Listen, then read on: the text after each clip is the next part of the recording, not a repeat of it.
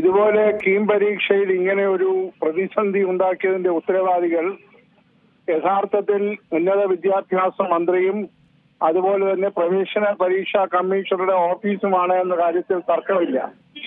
കേരളത്തിന്റെ ചരിത്രത്തിൽ ആദ്യമായിട്ടാണ് ഇത്രയും അതിസങ്കീർണമായ രീതിയിൽ ചില ഫോർമുലകൾ കണ്ടുപിടിച്ചുകൊണ്ട് ആയിരക്കണക്കിന് കുട്ടികളെയും അവരുടെ രക്ഷിതാക്കളെയും ഈ തരത്തിൽ ആശങ്കയിലും മാനസിക പിരിമുറുക്കത്തിലുമാക്കിയത്. ശാലിമ, ഒരു കാര്യം ഓർക്കണം, 2014 വരെ ഏകദേശം 2024 വരെ ഏകദേശം 14 വർഷങ്ങളിൽ ഒരു ഫോർമുല പ്രകാരമാണ് ഇവിടെ റാങ്ക് ലിസ്റ്റ് പ്രസിദ്ധീകരിച്ചുകൊണ്ടിരുന്നത്.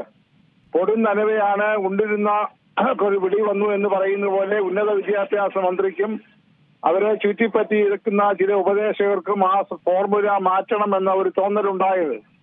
അടിസ്ഥാനപരമായി അങ്ങനെ ഫോർമുല മാറ്റുമ്പോൾ നിലവിലുള്ള ഫോർമുലയുടെ തകരാറുകൾ എന്താണെന്നും പുതിയ ഫോർമുലയുടെ മേന്മകൾ എന്താണെന്നും ഒരു പഠനം വളരെ ഗൗരവമായി നടത്തേണ്ടതുണ്ട്.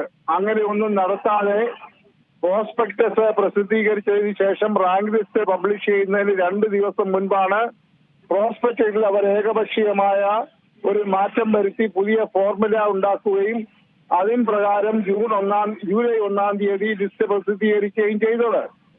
എന്നാൽ അതിനെ ചോദ്യം ചെയ്തുകൊണ്ടുള്ള ഒരു ഹർജിയിന്മേലാണല്ലോ ബഹുമാനപ്പെട്ട ഹൈക്കോടതി ഇപ്പോൾ വിധി പുറപ്പെടുവിച്ചത്.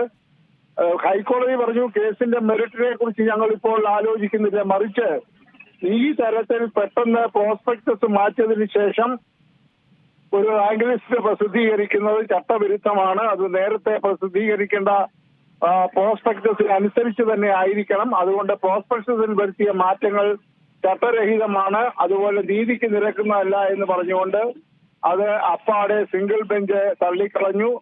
ഗവൺമെന്റിന്റെ അപ്പീൽ ഡിവിഷൻ ബെഞ്ചിൽ പോയപ്പോൾ അതും തള്ളിക്കളഞ്ഞു. അങ്ങനെ അതിസങ്കീർണമായ രീതിയിലേക്ക് ഇപ്പോൾ കാര്യങ്ങൾ വീണ്ടും പോയിരിക്കുന്നു. റാങ്ക് ലിസ്റ്റ് ആകെ പരിഷ്കരിച്ച് ഇന്നലെ രാത്രി തന്നെ പഴയ രീതി അനുസരിച്ചുള്ളത് പുറപ്പെടുവിച്ചിരിക്കുകയാണ്.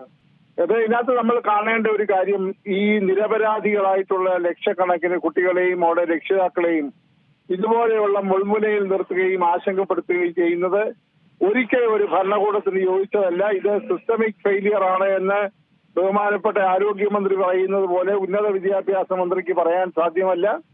അതുകൊണ്ട് ശാസ്ത്രീയമായ രീതിയിൽ ഇതിനകത്തുള്ള ന്യൂനതകൾ കണ്ടെത്തി പരിഷ്കരിക്കുകയാണ് കാലഘട്ടത്തിന്റെ ആവശ്യം. ഏതായാലും ഇപ്പോൾ 1-ാം റാങ്ക് നേരത്തെ കിട്ടിയ 3-ാം റാങ്കിലേക്ക് പോകുന്നു, 3-ാം റാങ്കുകാരന് 5-ാം റാങ്കിലേക്ക് പോകുന്നു. ആകെ കൂടെ സങ്കീർണതയുണ്ട്.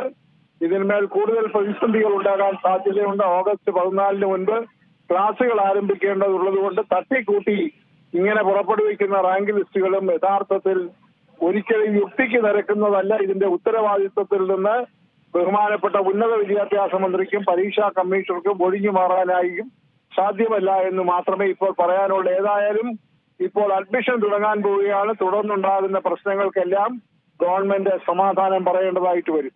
ഏറ്റവും പുതിയ വാർത്തകളും വിശേഷങ്ങളും വിരൽത്തുമ്പിലറിയാൻ സീ മലയാളം ന്യൂസ് എല്ലാ ഡിജിറ്റൽ പ്ലാറ്റ്ഫോമുകളിലും ലഭ്യം.